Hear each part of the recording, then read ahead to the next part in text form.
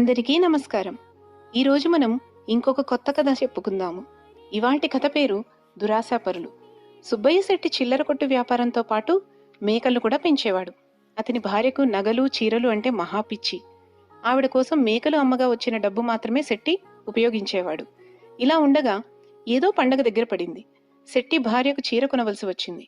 శెట్టి ఒక మేకను అమ్మటానికి పొరుగురు సంతకు తీసుకువెళ్లాడు. అతను డబ్బు వ్యవహారాల్లో ఇతరులను అస్సలు నమ్మడు. సంత రోజు అనుకోకుండా పెద్ద వర్షం పడింది. జనం చాలా పల్చగా ఉన్నారు.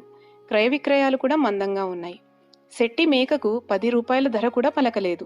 20కి తక్కువైతే అమ్మే ఉద్దేశం లేదు. చీకటి పడిందాకా మంచి బేరం కోసం ఎదురుచూసి చివరకు మేకను తీసుకుని నిరుత్సాహంగా ఇంటికి తిరుగు ప్రయాణమయ్యాడు శెట్టి.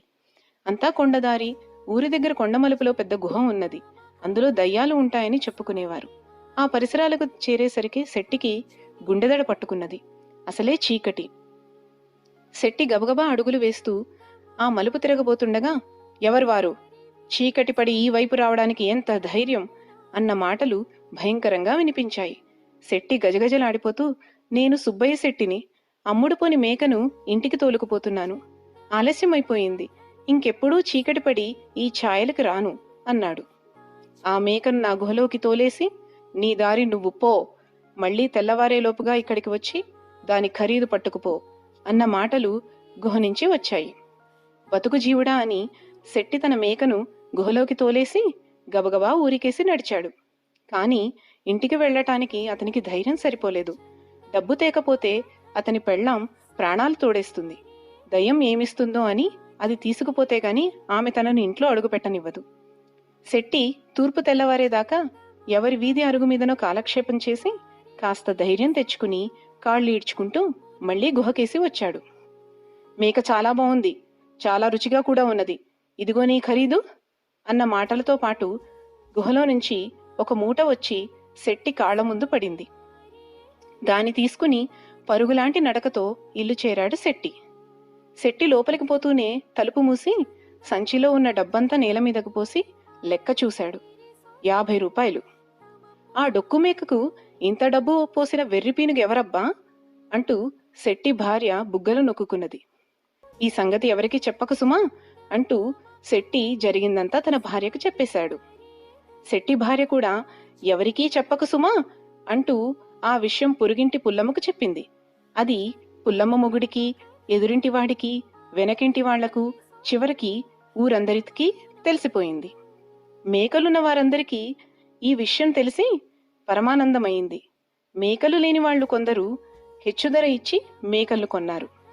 చీకటి పడేసరికి ఒకరికి తెలియకుండా ఒకరు దయ్యపు గుహలోకి తమ మేకలన్నీ తోలేసి వచ్చేశారు. తన భార్య బాధపడలేక శెట్టి కూడా మరో 10 మేకలను గుహలోకి తోలి ఇంటికి వచ్చాడు. తూర్పు తెల్లవారుతుండగా 25 మంది జనం గుహ బయట పోగుపడ్డారు.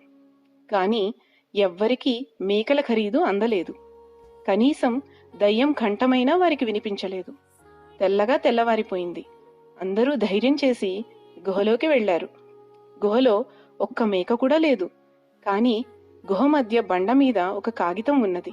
దానిమీద చిన్న రాయి బరువు పెట్టి ఉన్నది. ఆ కాగితం మీద ఇలా రాసి ఉన్నది: ఈ ఉత్తరం రాస్తున్నది దయ్యం కాదు, మీలాంటి మనిషే. పనికోసం మాసం రోజులుగా మీ చుట్టూ తిరిగిన శేషయ్యన్ నేను. మా నాన్న పోయాడు. ఇంట్లో ఉన్నదంతా కలిపి 100 రూపాయలున్నాయి. అవి తీసుకుని నేను మీ ఊరు వచ్చి మిమ్మల్ని పని అడిగితే కొత్తవాడివి, నిన్ను నమ్మి మేము పని ఎలా ఇస్తాము అన్నారు. ఉన్న డబ్బు సగం ఖర్చయిపోయింది. ఇంకో ఊరు పోదామని సాయంకాలం ఈ దయ్యం గుహలో పడుకున్నాను. మేకను తోలుకు వస్తున్న శెట్టిని చూశాక నాకీ ఆలోచన కలిగింది. మనిషిని నమ్మలేని మీరు దయ్యాన్ని నమ్మారు. లేని దయ్యం నాకు ఎంతో మేలు చేసింది. పని చేస్తానని వచ్చిన వాడికి పైసా కూడా ఇవ్వలేదు మీరు. తేరగా డబ్బు వస్తుందనంగానే కట్టకట్టుకు వచ్చారు. మీ మేకల్ని అమ్మిన డబ్బుతో నేనెక్కడైనా వ్యాపారం ప్రారంభిస్తాను. ఏడాది లోపల మీ రుణం తీర్చేస్తాను. ఆ నమ్మకం నాకున్నది.